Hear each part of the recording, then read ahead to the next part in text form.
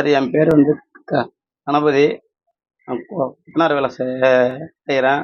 வேலை செஞ்சுட்டு சாயந்தரம் வீட்டுக்கு வந்து பார்க்கும்போது நகை, 2 பவுன் நகை, 3,32,000 பணம், ஒரு 500 கிராம் வெள்ளி இருக்குது சார். இதெல்லாம் நாங்கள் வேலைக்கு போயிட்டு வீட்டுக்கு வந்து பார்க்கும்போது எல்லாம் உடச்சி எடுத்துன்னு போயிட்டாங்க சார். எல்லாம் நாங்கள் கஷ்டப்பட்டு எல்லாம் வேலைக்கு போய் சேர்த்த சீட்டு எடுத்து நகையை மூட்டு மறுபடியும் நகையை வச்சு எடுத்தாந்து வச்சுருந்தேன் சார். இந்த நகையை எடுத்தாக அது எல்லாமே உடைச்சு வாரி போயிட்டாங்க. எங்களுக்கு ஆனா கண்டுபிடிச்சு கொடுத்தா எப்படி எப்படி எடுத்தாங்கன்னு தெரியல. ஆனா எங்களை ஃபாலோ பண்ணி தான் சார் எடுத்திருக்காங்க. எங்களுக்கு தெரிஞ்சவங்க தான் அவங்க எடுத்திருக்கிறாங்களே. ஃபாலோ பண்ணி எங்களையே வாட்ச் பண்ணியிருக்கிறாங்க.